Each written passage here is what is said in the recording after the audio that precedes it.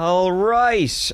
We are recording another episode of the That Chapter podcast straight out of our vocal cords into your eardrums. How's it feel? Hopefully good. I don't know what else to say. But yeah, hey you and welcome. My name is Mike and I am joined once again by I'd say you're a co-host now. You've been on every episode.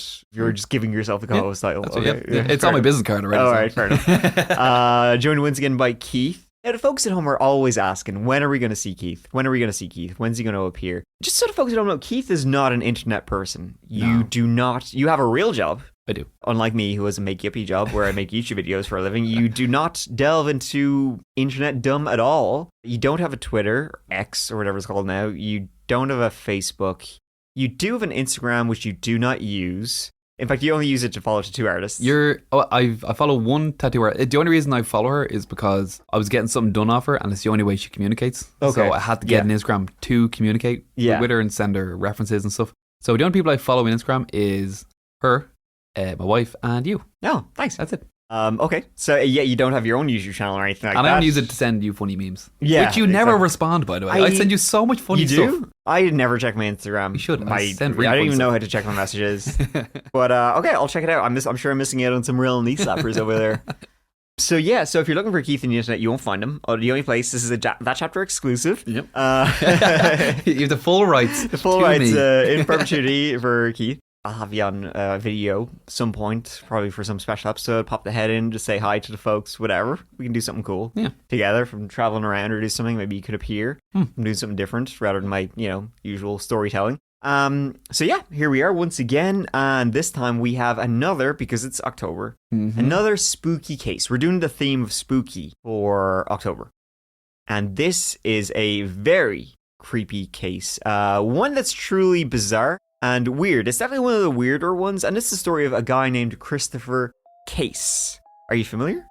Well, yeah, because I researched it. Okay, so he did look into it. Okay, so he's totally familiar. All right, I was hoping this would be a surprise. I'm not going in blind. Yeah. Well, this is definitely one of those, stories with an all stranger than fiction ring to it. In fact, if you were to hear the story, you might think it's like a fake story or a movie, but it's not. This is a real story that actually happened. It technically doesn't involve a murder, but that really depends on what line you go down on. Because it was a story of a man who encountered a witch, and he later died. But just how it was the witch that killed him, as he believed, it seemed like he truly believed, up until his death. Or, well, let's give it a go. Let's do it. It was definitely the witch. Yeah, I think it was the witch too. Let me set the scene for you folks at home. I just want you to imagine this, right? You're an officer with the Seattle Police Department, and you've been asked to respond to a call from a woman who is worried about her friend's well-being and has requested a welfare check, just to make sure, he's okay. She hadn't heard from him.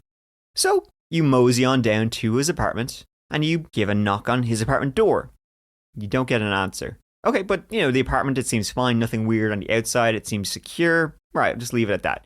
Then, a couple of days later, still, no one has heard from the man since he made a worrying call to the same friend who'd asked the police to check on him in the first place. Now, it's been a couple of days, so it's time to force entry and make sure there's nothing untoward going on in there. People are really becoming worried about this guy and haven't heard anything from him since he made a very scary phone call. You get inside, and at first, in his apartment, things seem perfectly fine. Only then, you realize you hear something faint, a melody. Something like church organ music. While calling out to check if anyone is in the apartment and may need help, you notice there are some more little odd things strewn about. White powder is sprinkled around the edges of every room you enter and clear. On closer inspection, it appears to be some kind of kosher salt. Then, there are books littered around the place. It looks like the person who lived there was a little more than superstitious. There were books on sorcery and witchcraft strewn throughout the place, along with several burned down candles, and still no response from anyone. Finally, you enter the bathroom, and that's when you see something truly bizarre, something you will never forget. The walls are all lined with more kosher salt, and 10 or so burned down candles. In the bathtub is the man you've been sent to check on. He's perfectly still. He's fully clothed.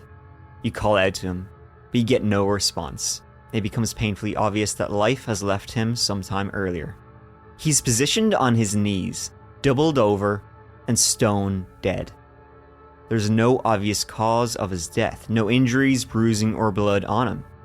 In fact, it would take an in-depth coroner's investigation to determine a cause of death, but we'll get to that later. Now, that might have sounded like the opening of a low-budget Seven-style horror movie, but it is the reality of how 35-year-old Christopher Robert Case's life came to an end.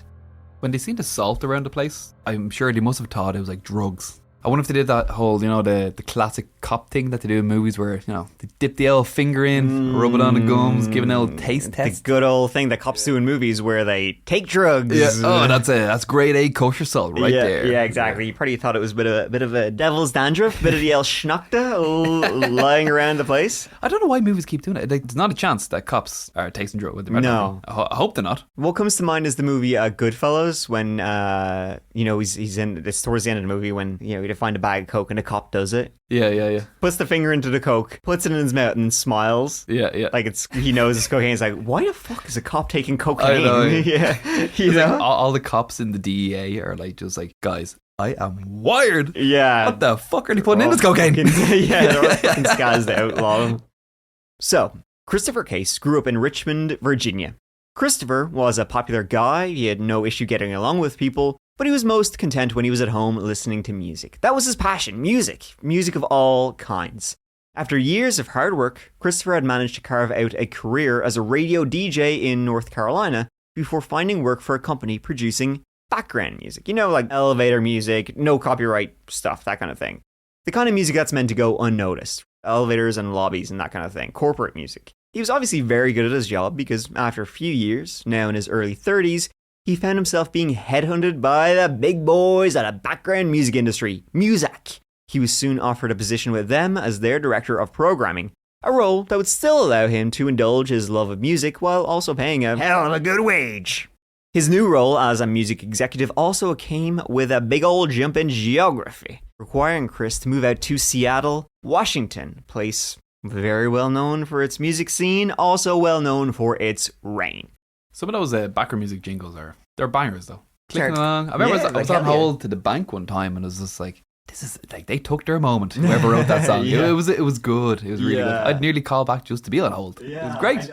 I also love those like sound-alikes. Like it sounds like a popular song, but it's just different enough to not be, to not be plagiarizing or like get into any copyright difficulties. That's my favorite. It's like this is like one key down from like a Bruce Springsteen. It's song. like I'm gonna see. No. Yeah. So, on April 11th, 1991, Chris, he was on a business trip in San Francisco, where he met an attractive woman with whom he quickly struck up a strong rapport, and the two discovered that they not only shared a love of music, but also of history, especially ancient Egyptian and Mediterranean civilizations, which is something Chris also enjoyed. Hey, history fanatic and music fanatic. Chris reveled in the woman's company, and they actually got quite close. Unfortunately, things went south very quickly when the woman made it very clear to Christopher that she wanted a little bit more than just a chat and a harmless flirting. She apparently was very subtle about it, and point blank asked Christopher on several occasions if he'd like to accompany her to the boudoir. Now, Chris was not the kind of guy to jump into bed with just anyone with a pulse. In fact, he was a little bit weirded out and thrown off by her intensity. She was coming on a little too strong for old Chris, so he tried to turn her down in the most gentleman-like possible. Despite his best intentions, the woman clearly felt scorned. And, you know that old saying. She definitely lived up to that. And having taken the rejection about as personally as was possible, she began to curse at Christopher. And when I say curse, I don't mean effing this and effing that. I mean she literally began to curse him. According to what Christopher told friends later, the woman told him repeatedly that she was a witch, and he'd regret not entertaining her for that night. He would come to regret it in the worst possible way. No means no, witch. That's it. But she was saying he will be dead within the week. Oh my God. The fear of witches and curses is just, it's a really interesting one. I know we touched on it before in the Charles Walton episode. So in early history, magic, it was considered to be a power held by healers and shamans. However, this all changed in Europe during the medieval period when a new science, air quotes there, was established, the study of devils and demons, which was called demonology. Demonologists, they argued that witches was not just good magic gone bad. Instead, it was a career committed to wickedness against the church. Ooh. Then, along came a real piece of shit by the name of Henrik Kramer. He was a clergyman who wrote the book Malleus Maleficarum. Yeah, but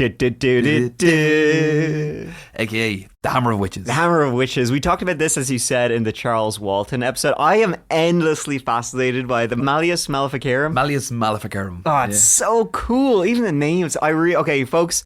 We're going to do a deep dive on Malleus Maleficarum someday. I want to go through it. I am so interested in hearing about that. How it was written, what it was about, cases and stories. Oh, I can't wait. And like the book, it's a type of guide on how to find and torture witches. It was called the Hammer of Witches because hammers were one of the tools that were used to torture accused witches. Ooh, it's like a Gotterdammerung. Yeah, they drive wedges into iron boots until the victim's legs were pulped. Oof. That's, yeah. Not for me, folks. Rough. But this guy, Henrik Kramer, he hated women. In the book, he explained that. So this is a quote. Every evil is small compared to the evil of women. This guy's like, I believe they have a word called incel these days for this guy. Kramer, he started out as a monk and being celibate. He knew very little about actual real women. He imagined them being shallow, vain creatures, seductive and obsessed with sex and power. As you said, he's basically the worst type of incel there is today. He couldn't have sex and he blamed women for being so sexual. But he chose to not, like he chose to be a monk. He chose to be celibate. Yeah, and he still hated women. He still hated women. He's like, he chose to be celibate and then was so angry at these women for being too sexual near him. Oh, wow. And then he wrote a book about it. Right. The book is madness, but it goes into detail about how witches set curses among men. Now, a lot of these curses and spells are to do with men not being able to get it up. Okay. It talks about how witches work with the devil, who can actually interpose himself invisibly between a man and a woman during procreation and cause an abortion or a sterility in a woman's womb. Or, most common of all, cause impotence or some sort of sexual dysfunction in men. Witches were eager to cast this kind of spell because they knew that if men could not perform sexually with their wives, then they would be more likely to submit to a witch's own adulterous embraces and have the man all to herself. With regards to a spell or curse that would kill a man, though, that is not something that would happen too often. At a glance or a word, witches, they could kill young poultry or pigs or the fetus of any animal. They could kill small children, they love that, and infants, both in the womb and at birth. But to kill a man was much harder. It's a little bit above their pay grade. Well, the reason was because men were like of a higher class. Yeah. And they were under God's... True. Yeah, it's true. And they were under God's special protection. And... they were almost never bewitched. True. Of course. True. This is all ding, ding, ding. Yes. So for this witch to put a curse on the death of Christopher Case, she must have been a pretty powerful witch indeed. Yes, indeed. Yes, indeed. That's what Christopher was thinking. Well, actually, that's not what Christopher was thinking. What Christopher was thinking when she began, he turned her down and said, no, I'm not going to bang you, essentially. You're coming a little bit strong, and he's probably smelling the crazy off her. She began cursing at him, casting spells, shouting all this weird shit. So Christopher was thinking, all right, well, look, you escape for this, lad. What a crazy bitch. But otherwise, then, he was like, all right. He didn't really think about it again after he left. Now, Christopher wasn't one for superstitions. He didn't really care for that kind of thing. He wasn't a supernatural guy. He wasn't interested in superstitions, witch curses. He just thought she was fucking off her rocker, whatever. Not that he had anything against it, like he wasn't anti-superstitious or supernatural, it just wasn't something he leaned towards. He was more of a rational explanations kind of guy, scientific explanation for all this stuff. So the woman's threats to curse him wasn't taken to heart. Christopher simply carried on as usual and returned to his home in Seattle the next day as he planned. Once he got back, he made a call to his friend, Sammy Suter. He told her the whole escapade, and in turn, Sammy also laughed the threats off and simply thought it was more odd, what a weirdo, than anything serious. So the whole thing was filed away in the recesses of Christopher's mind, destined to be one of those stories he would tell drunkenly, hey, get a load of this woman I met up with. He would tell parties, nothing more than that. He thought little of it, continued to live his life. That was until the night of April 13th, 1991. 2 days later, when things suddenly took a very dark turn. According to a phone call Christopher made the next morning to Sammy, his close friend, he had been kept awake all night by the sound of voices whispering somewhere in his home. He'd even searched to see if he could find the source of the noises and some kind of rational reason, but he couldn't find anything that could be mistaken for the sound he had definitely heard. He went on to tell Sammy that he'd also been sure he'd seen shadows moving in the apartment and had this consuming feeling that someone was watching him. Now, again, it's important to remember, Christopher didn't believe in curses, spooky, supernatural stuff, but he was literally on the phone to one of his best friends in a blind panic over shadows and voices. For him to even mention this in passing, let alone in such great detail to a friend, and whether he saw or heard anything actually or not, he was convinced that he had experienced something weird and unnatural. Now, Sammy on the phone to him went through, your usual list of explanations. He'd been dreaming, you'd been half asleep, sleep paralysis, anything. Find out an explanation, calm him down, but he was truly freaked out. Eventually, Christopher was able to calm himself down, took his mind off the previous sleepless night. When you mentioned that he had seen shadows moving in the apartment, that was the first thing I thought of was sleep paralysis. Keith has experienced sleep paralysis numerous times. Recently as well. Recently? Like 2 weeks ago. Wow. Yeah. We've talked about your sleep paralysis before. I don't think on the podcast. Or maybe briefly on the podcast. I think we briefly mentioned it during the... what was that vampire? Rod Ferrell? Kind of briefly Rod Ferrell episode. Yeah, right. Briefly mentioned during that. There was a time there where I had sleep paralysis a lot. Really? Then it kind of went away for a while. But yeah, 2 weeks ago with sleep paralysis again. And yeah, it's terrifying. Really? Like, you wake up in the middle of the night, and for me, what happens, obviously you wake up, can't move, feels like you're wide awake. I have someone on my chest. It's like, it's kind of what you expect sleep paralysis. It's woman in white with long hair. It's kind of like The Ring. You see a woman sitting on your chest like The Ring? On my chest, screaming at me. I'm just can't move. And you can hear her?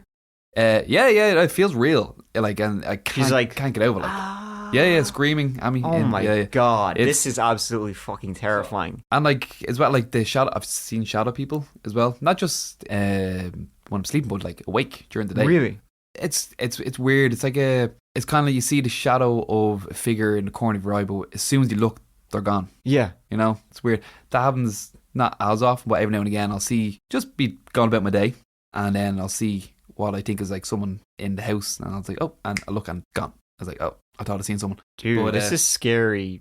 This is terrifying. Weird, I've never had that. I think if you've never experienced it before, like if this is the first time that Christopher had, like if he'd never had sleep paralysis before, and like after 2 days of a witch saying that she's going to curse him, he'd be dead within a week. If he had sleep paralysis for the first time, it is terrifying. Yeah, and I can see why it'd be so scary after 2 days when a witch said they're going to curse you. You start seeing this shit. If it was, it's at the time, like during it, it's very scary. Yeah, and how do you get yourself out of it? You kind of have to just it's like small movements. I'm trying to like because obviously you can't move, so I kind of start trying to move like my fingers a little bit. And a lot of times it's my wife, she'll wake me up, she'll have to shake me a couple times trying to get me out of it.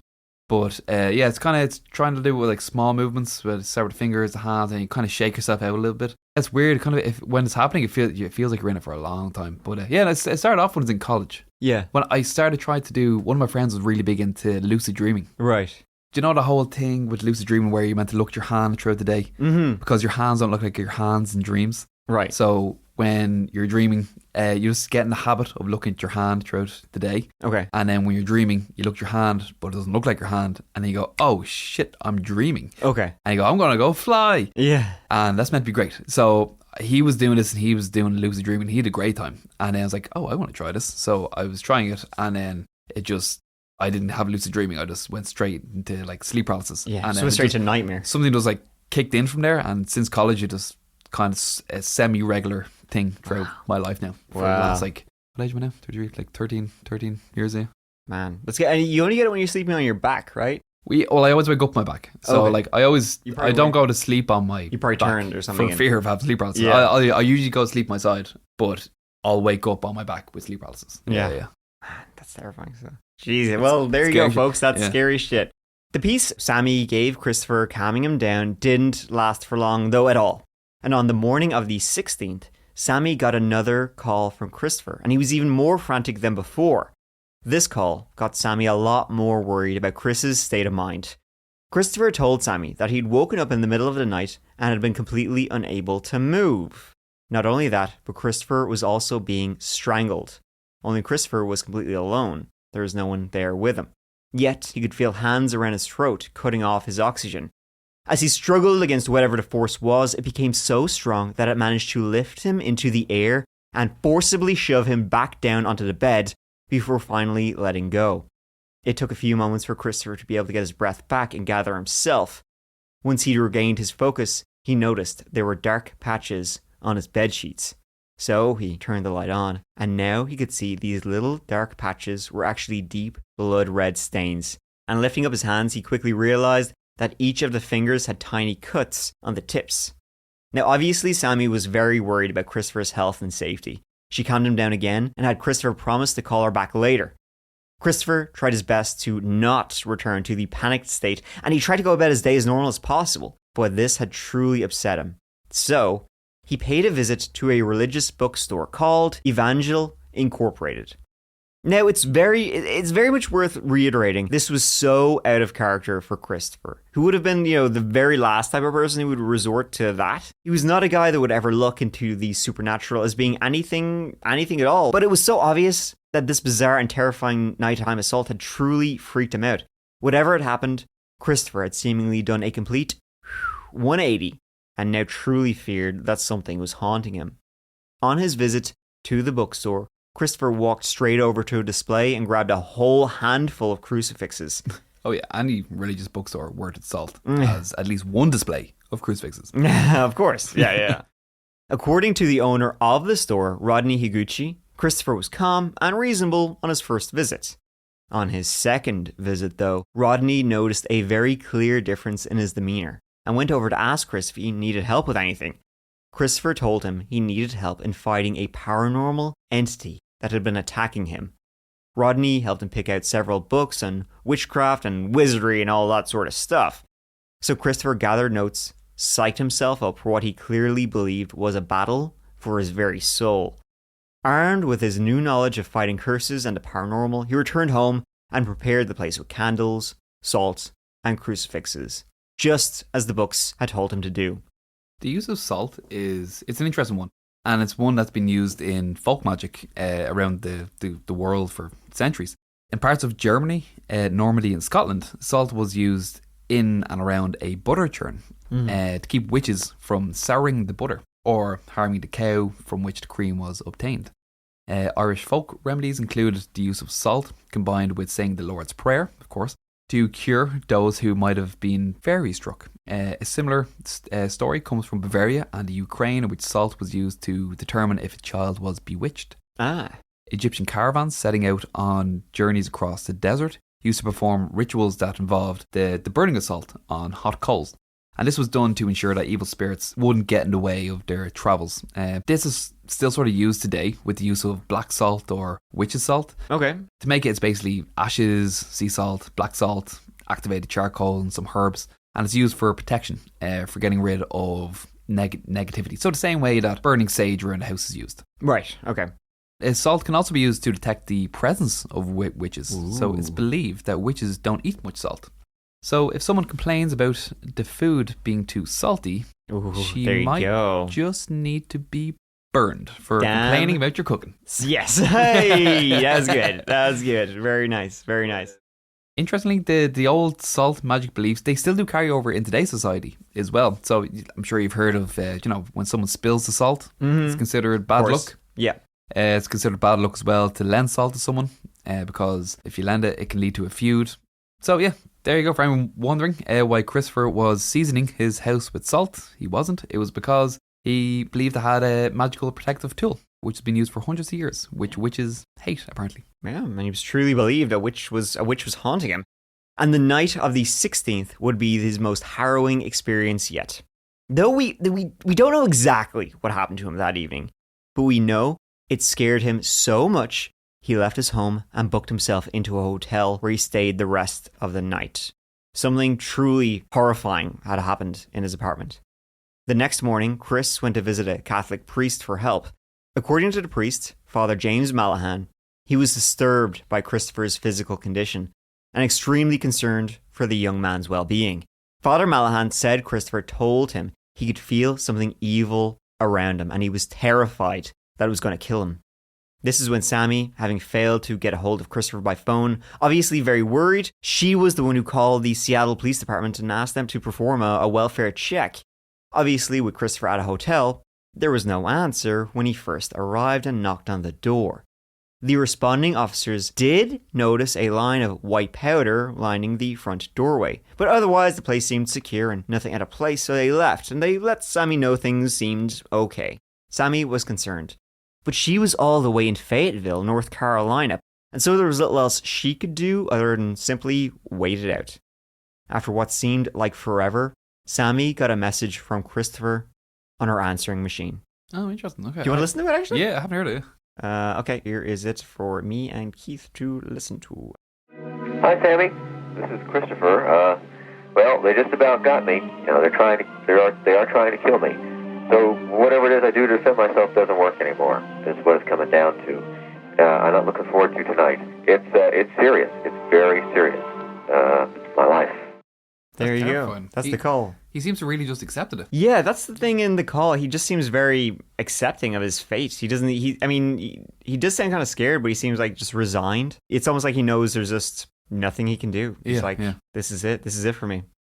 The weirdest thing about the message was the complete 180 in the emotion of Christopher's voice. The earlier conversations had been almost frantic, marked by heavy breathing and a breaking, creaking voice. Now Chris seemed completely relaxed and normal. Yet, what he was actually saying was just as terrifying as everything he'd already said. He was, as we said, completely resigned to his fate. Whatever happened to him that night, we will never know for sure, though there's no shortage of speculation, of course. The police came in, they found him, doubled over in his bathtub, surrounded by candles and salt, and he was dead. The official listed cause of death on the coroner's report was acute myocarditis, which basically means his heart went bye-bye. And we have no idea why it did that. Christopher was just 35 years old. He was quite obsessive about fitness. He was dedicated to his regime and to looking after himself. So the idea of sudden heart failure might sound crazy, but it does happen from time to time. A lot of you have probably heard about myocarditis. It's been blamed for a lot of people who've died from COVID, but it can affect healthy people randomly, always has. Christopher being an avid health junkie, but maybe it's just one of those things that just happened to him. Did he scare himself to death? You know, I've heard that people who are about to have a heart attack and stroke, they do have this growing feeling of dread in the time leading up to it. I've heard that as well. Yeah, it's kind of like their body telling them. Yeah, something's seriously wrong. Maybe that's what Christopher died of. He was manifesting his body telling him that your heart is in trouble. Who knows what happened to Christopher? Did he die of a witch's curse? Surrounding himself in his apartment? Well, let's get into some theories about what really happened. The mysterious fate of Christopher Case. Who was cursed? Yeah. Christopher's friends strongly disagreed with the officially stated cause of death, acute myocarditis. Sammy Suter, who was probably the closest to Christopher and definitely had most contact with him during those final days, has a very different opinion. Despite believing in the paranormal herself and even offering her services as a psychic, Sammy doesn't believe it was anything supernatural that killed her friend of 10 years. Rather, she believes Christopher literally scared himself to death. That the idea of a witch's curse was so strong and connected with something primal in the depths of Christopher's mind, and it just took root. Eventually, that little suggestion of a mystical threat took on a life of its own. I suppose it's like the extreme version of those horror movies where someone is cursed and then they just end up dying. You know, the best horror movies are the ones that make you think and you end up scaring yourself rather than ones that just jump scare you. Maybe that's exactly what happened to Christopher Case. This woman, this witch, was just so pissed off at him, she made up these curses to try and scare him to death, and his own psychology just took over and finished him off, did the rest. Maybe he really did just get himself so worked up that his heart gave out. Adrenaline is a hell of a drug. There's a lot of people, including those close to Christopher and the investigation, that think fright could have been a contributing factor to him. Perhaps he did suffer with myocarditis. Like a ticking time bomb, and the added stress of the witch's threats pushed him over the edge. After all, we know that broken heart syndrome is a real thing. If the stress of heartbreak and extreme sadness can have that effect on someone, then there's no doubt a serious and especially prolonged fight could also do it. Experts admit that there isn't a measurement for the amount of adrenaline released in response to stressful events, and what those events are that trigger a surge are varied from person to person. Obviously, responses can be trained over time, but Christopher was a normal guy who'd never considered he'd be worried about supernatural curses. That could very well be a part of the reason that the seed took hold of his mind. Which leads into the next contributing factor, Chris's mental health. Obviously, when the healthy young man was found suddenly deceased, one consideration was suicide.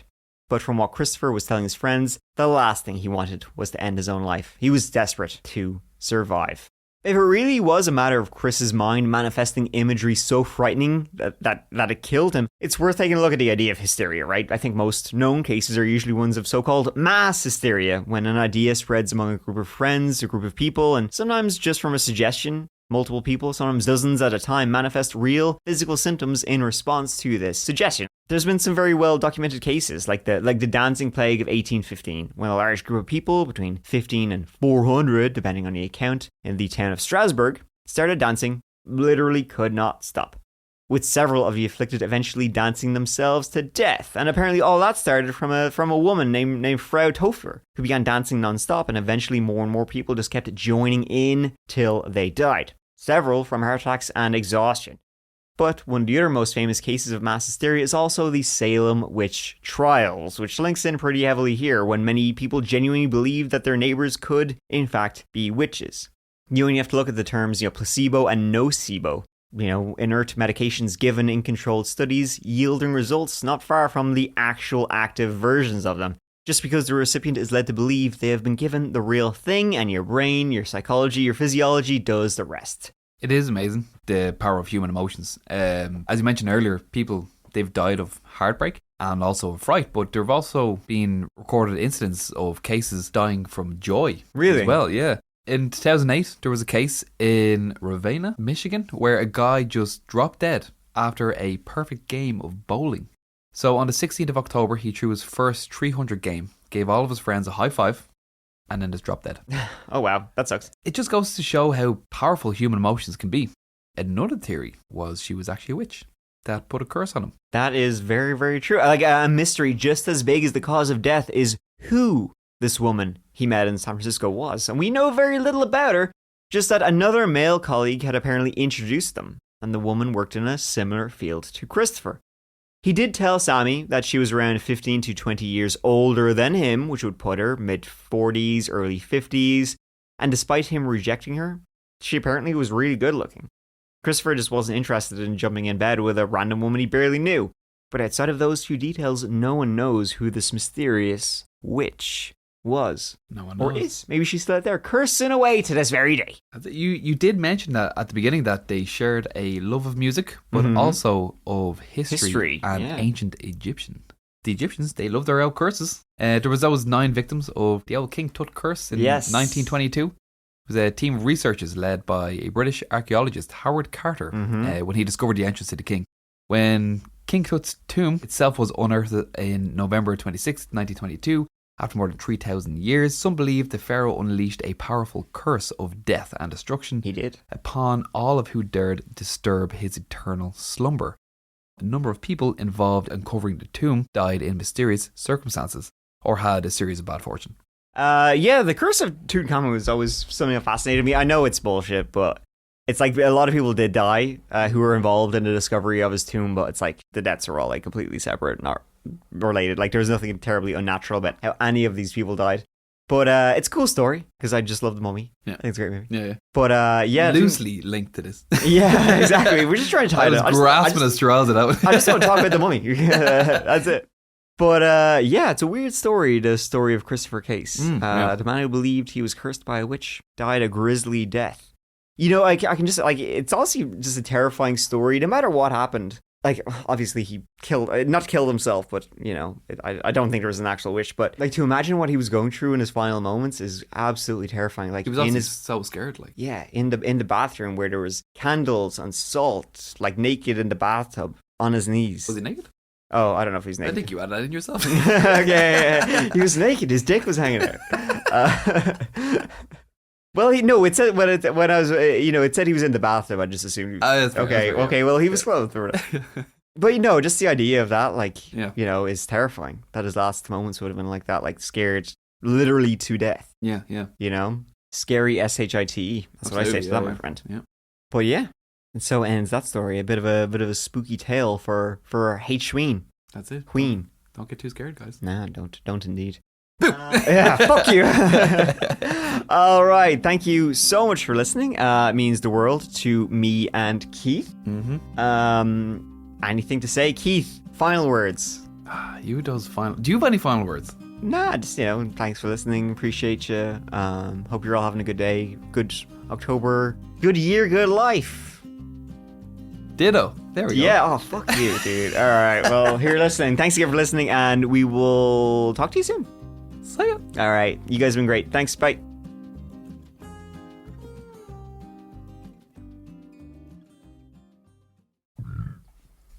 That was deep. Thank you.